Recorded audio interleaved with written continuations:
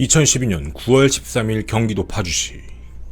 그날은 천인 공로할 범죄에 대해 하늘도 노했는지 하루 종일 비가 내렸습니다.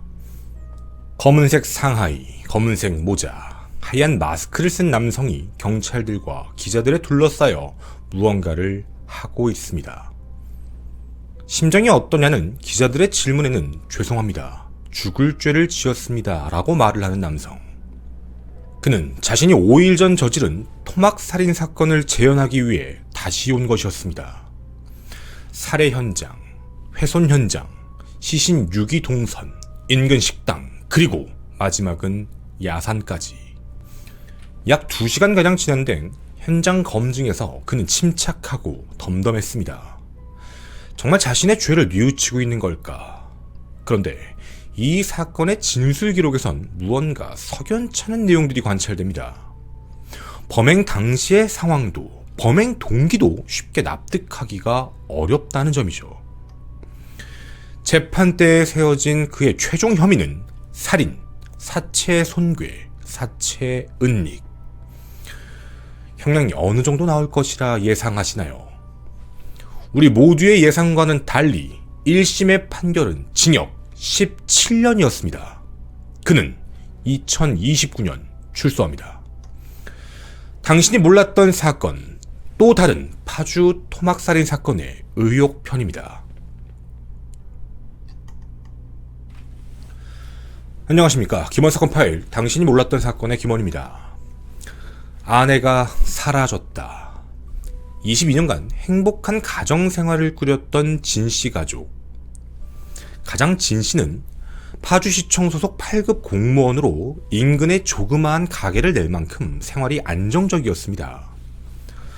군 복무를 하고 있는 큰아들과 열심히 공부하는 딸아이 둘까지. 주변에서도 이 부부가 함께 직장 산악회에도 참석하고 항상 다정한 모습을 보였으며 가족끼리도 매우 끔찍히 아껴 저녁 식사도 직장 동료들보다는 함께 집에서 가족과 함께 외식을 하는 그런 부러운 가정이었죠. 그런데 그 평화는 한순간 깨져버렸습니다. 2012년 9월 9일 오후 3시 9분 경기도 파주시 금촌파출소에 한 남성이 다급히 들어옵니다. 울먹이며 자신의 아내를 찾아달라고 말하는 남편 46세 진씨였습니다. 어느 가정에나 있을 법한 말다툼이었습니다. 진씨의 아내 김씨는 7일날 집을 나갔고 3일째 연락이 두절되었다며 모두 다 자신의 탓이라고 자책을 하고 있었죠. 경찰은 우선 단순 가출 신고로 사건 내용을 접수, 7일 이후에 아내의 동선을 찾아보기 시작합니다. 이때까진 알 수 없었습니다. 단순 가출이 아니라 강력 사건이 될 줄은 말이죠. 그런데 가출 조사를 시작한 경찰, 무언가 이상하다라는 생각을 갖게 됩니다. 분명 남편 진씨가 7일날 아내가 집을 나갔다라고 말을 했는데 아내 김씨는 9월 8일날 저녁 8시 집으로 들어가는 장면이 아파트 CCTV에서 확인된 겁니다. 단순한 날짜의 착각이었을까요? 의문을 품은 경찰은 진씨에게 직접 연락을 취해보지만 진씨는 어떠한 연락도 받지 않았습니다. 의아합니다. 아내가 가출 상태라 직접 경찰에 신고까지 했는데 경찰의 연락도 받고 있지 않았다.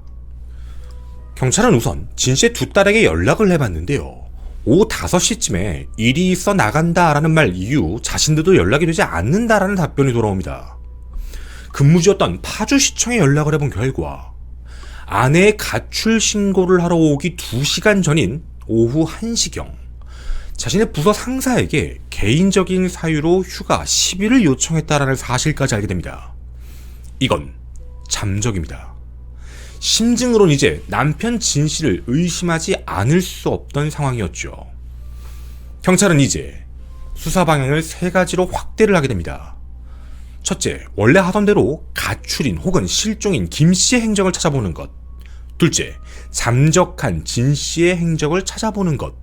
셋째, 집에 들어간 CCTV는 있으나 그 이후의 행적이 없으므로 추가 CCTV 분석 및 진씨의 집을 수색해보는 것. CCTV를 돌려보던 경찰의 눈에 믿기 힘든 장면이 보입니다. 그리 오래 걸린 시간이 아니었기 때문이죠. 실제 CCTV 영상입니다.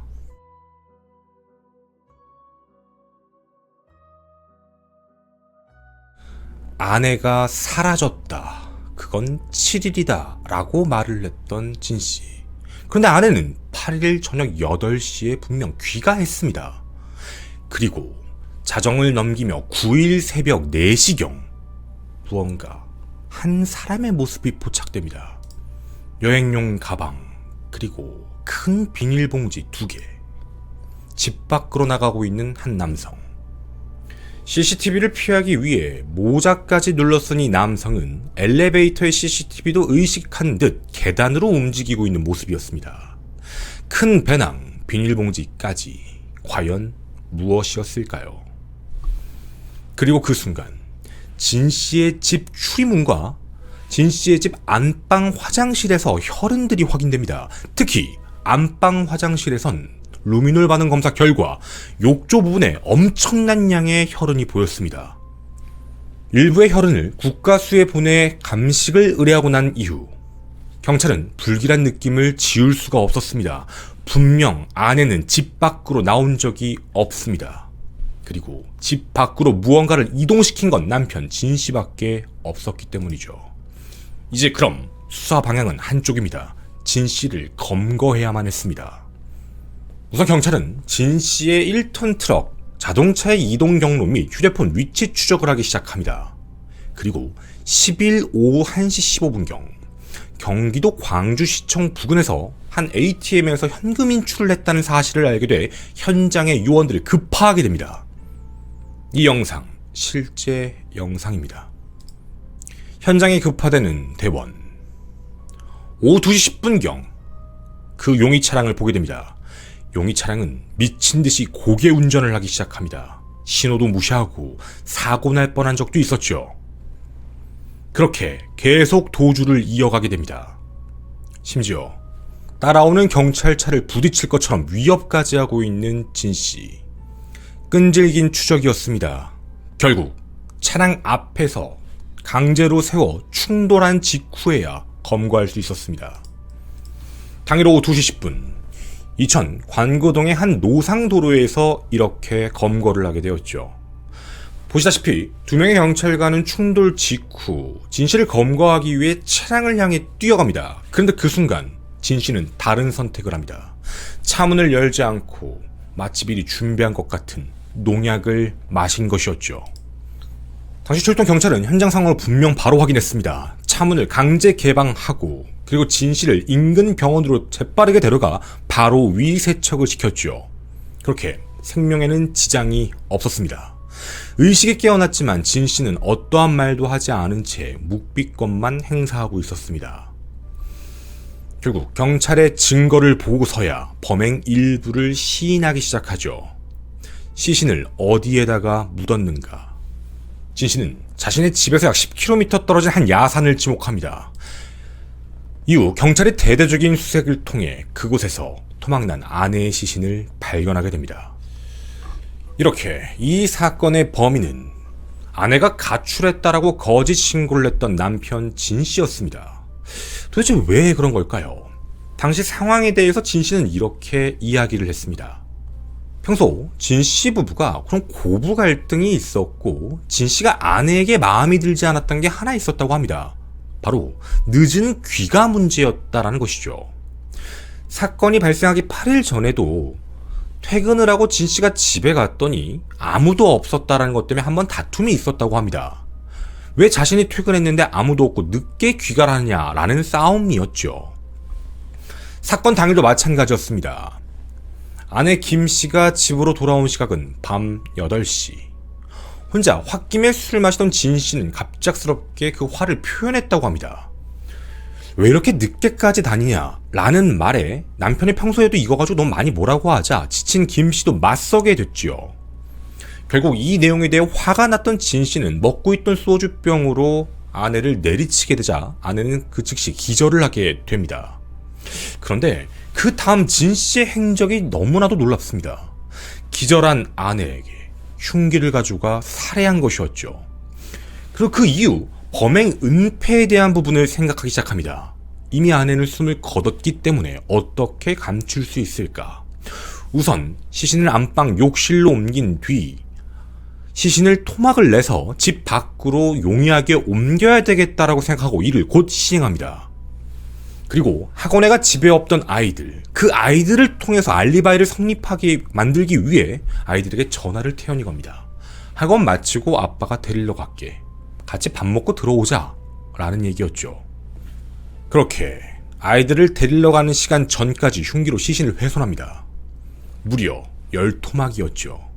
등산용 배낭, 대형 비닐봉지 같은 거에 나누어 담고 욕조 안에 무려 8시간 동안이나 그대로 둔 상태였습니다. 그리고 아이들과 밖에서 만났던 진 씨는 마치 방금 일이 끝나고 온 것처럼 행동을 했고, 아이들은 엄마가 어디 갔냐라는 질문에도 오늘 좀 더 늦게 들어온다 라는 얘기로 말을 회피했습니다. 그렇게 아이들이 모두 잠든 새벽 4시경, 미리 그렇게 준비해 놓았던 토막난 시신들을 전부 차로 이동시켜 그 이후 야산에 가서 묻었던 겁니다. 그런데 이것도 굉장히 치밀했습니다. 먼저 1톤 트럭에 시신을 옮겨 놓은 뒤에 제일 먼저 들린 곳은 식당이었습니다. 이 식당은 진씨 본인의 명의로 계약해 곧 개점을 앞둔 그런 식당이었는데요. 그곳에 가서 땅을 파기 위한 삽을 하나 챙깁니다. 그리고 그곳을 거점으로 삼아 인근 야산으로 이동. 파주시 광탄면 오산리의 야산 모 기도원 뒷산에 20m씩 떨어진 곳 3곳을 파서 그곳에 안매장을 한 것이었죠. 그 직후 다시 식당으로 이동해 나머지의 흔적들을 다 버린 뒤 집으로 귀가했던 겁니다. 자, 여기까지가 언론에 나와 있는 내용들입니다. 좀 의아한 부분이었습니다. 일단 가장 의아했던 부분 중에 첫 번째, 늦게 귀가한다는 것 때문에 화가 나서 그런 범행을 저질렀다. 여러분이 생각하시기에 늦게 귀가한다의 기준은 좀 다를 겁니다. 그런데 저녁 8시경 귀가한 사람에게 너 왜 이렇게 늦게 귀가하냐라며 과연 이런 행동을 할 수 있을까라는 부분이 첫 번째 의문이었죠. 이게 정말 범행 동기로 촉발될 만큼 화가 날 수 있는 요인이었을까라는 문제였습니다. 두 번째, 이 부부가 고부 갈등이 있고 귀가 시간에 대한 문제가 있다라고 얘기를 했는데요. 문제는 모든 사람들이 보고 있는 이 부부의 모습은 평상시에 아무런 문제가 없었다라는 겁니다.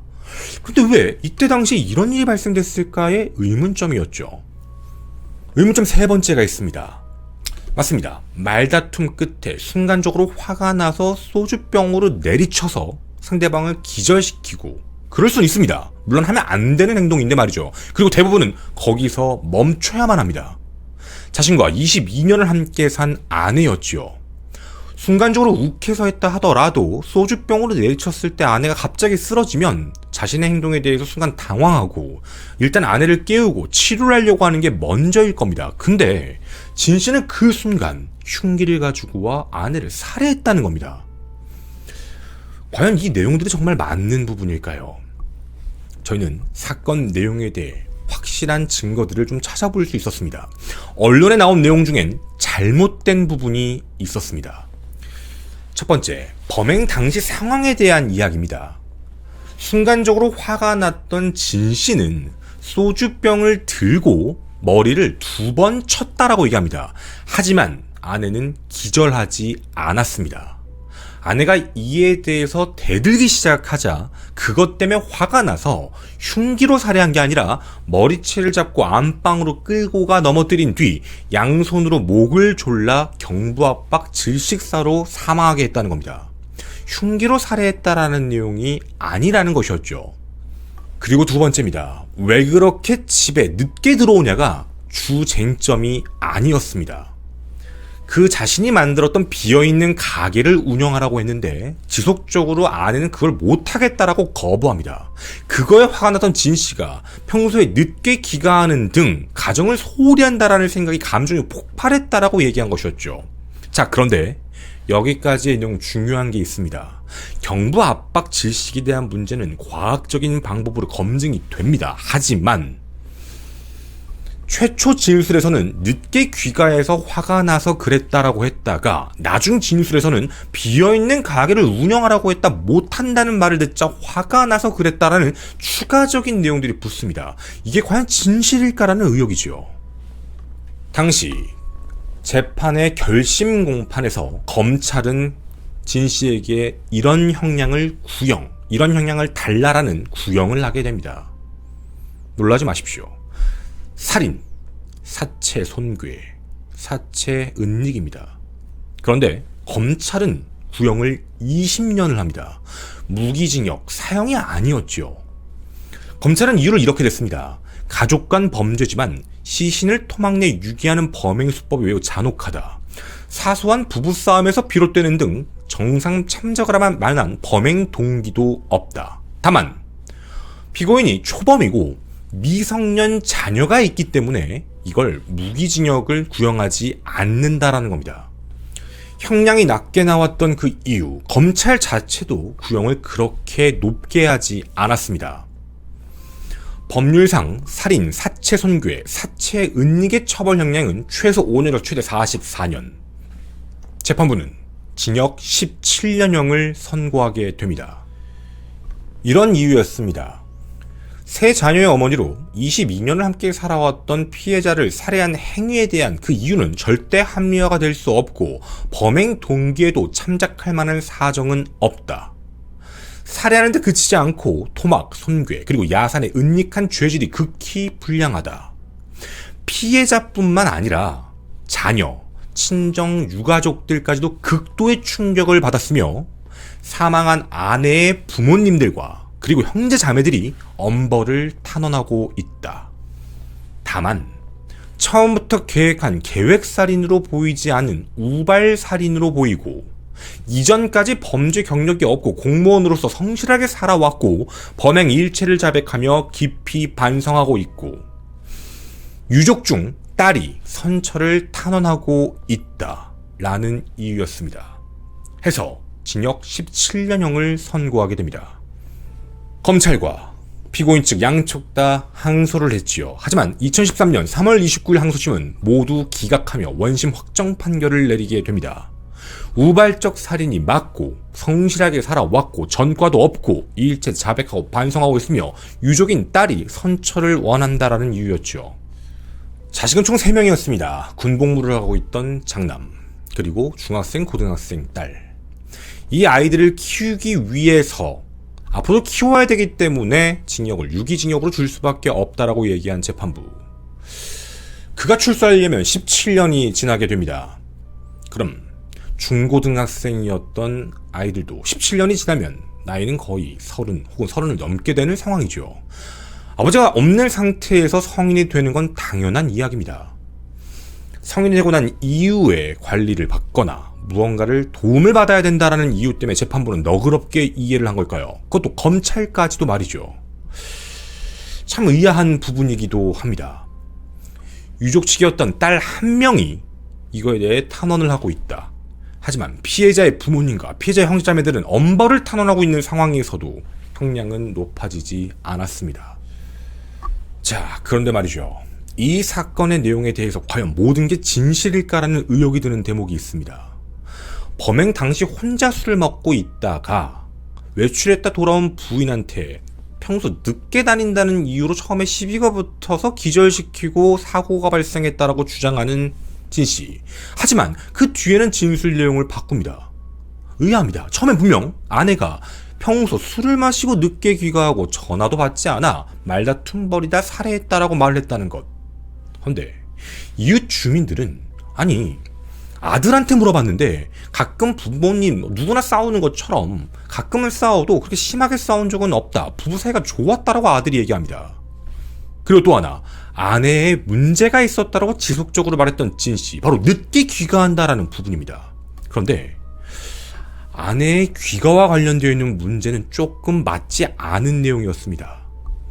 외출을 하더라도 공무원이었던 진씨가 퇴근하는 오후 5시 이전에는 무조건 귀가를 했다라는 게 주변 모든 사람들의 공통된 진술입니다.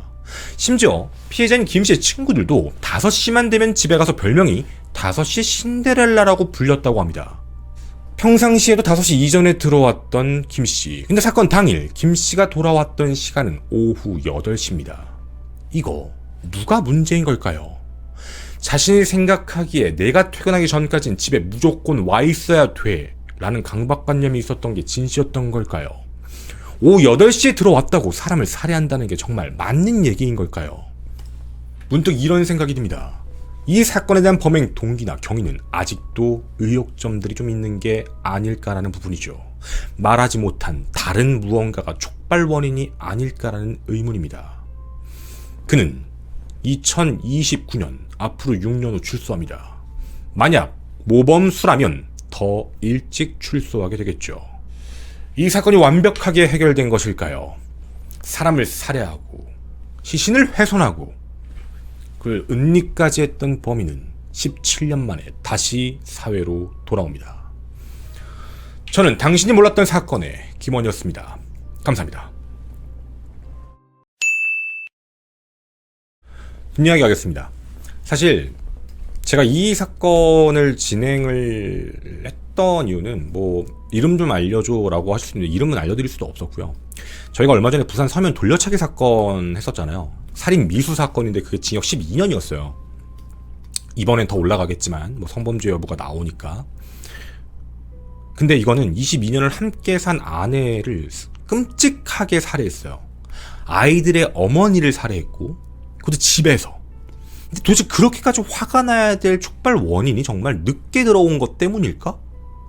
그게 그렇게 무언가가 있었을까? 뭐 사람마다 그럴 수 있겠죠. 근데 그게 정말 사람을 그렇게까지 살해할 만한 동기가 될까라는 생각이에요. 뭔가 자기 혼자 생각을 하거나 망상을 한 게 아닐까라는 의구점이 드는 정도예요. 안 그러면 이런 행동을 할 리가 없으니까. 너무나도 끔찍해서. 그리고 시신 훼손과 관련되어 있는 문제도요.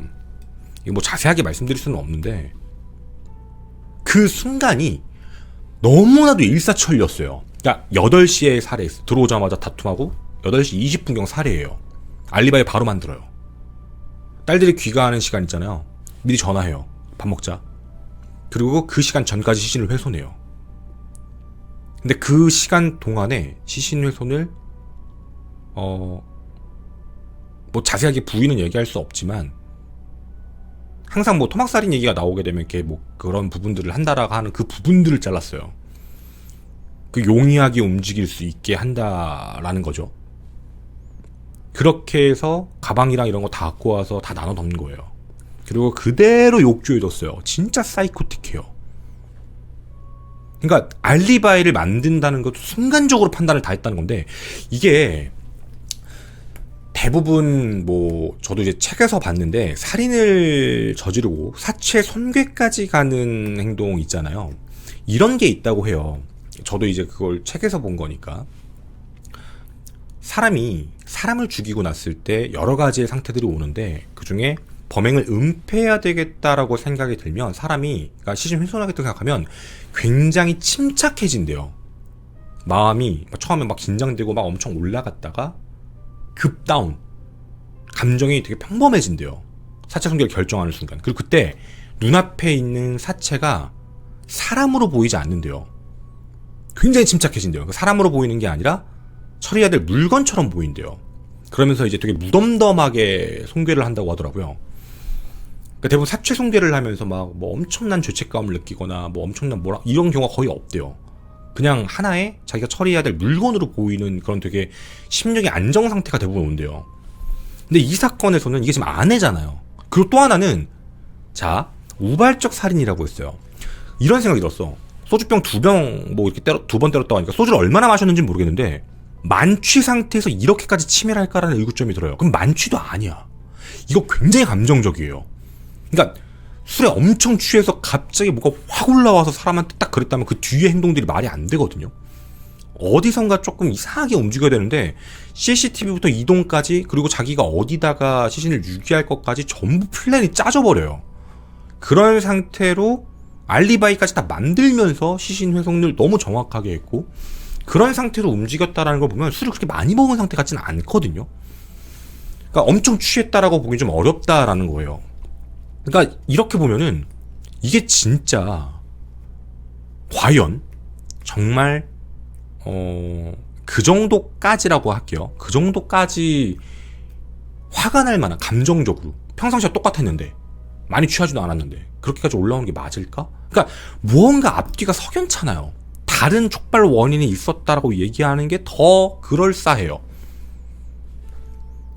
그리고 징역 17년형이 나온 부분에 대해서도 좀 얘기를 하고 싶은 건, 유족 중에 피해자 유족인 딸이 이제 선처를 바르 탄원을 넣었다라고 했다라는 부분을 뭐 부정하는 건 아닌데, 피해자의 부모님과 형제자매들도 엄벌을 탄원했다고 했잖아요. 근데 이거는 사실 좀 잘 생각해봐야 될 부분이에요. 왜냐면 미성년인 아이들이 있기 때문에 형량을 높게 무기를 줄 수 없다라는 거는 난 그거 왜 좀 핑계 같냐면, 이런 사태가 발생되면 이 아이들 누가 해야 돼? 가족은 있잖아. 외가도 있고 친가도 있고. 그러니까 아이를 케어할 수 있는 부분에 대해서 어차피 어머니는 돌아가셨고 아버지는 어차피 이제 감옥 가요. 성년 생활, 서른 될 때까지 아버지 없이 있어야 돼요. 근데 난 이걸 가지고 구형을 낮게 해야 된다라는 부분이 좀 의아해요. 개인적으로는 모르겠어요. 이게 맞는 건지. 그래서, 그리고 또 더군다나 큰아들은 또 군복무 중이었잖아. 그러니까 성인인데. 그러니까 이런 내용들을 봤을 때 이런 이유로 낮춰주는 게 맞을까? 라는 좀 의아함?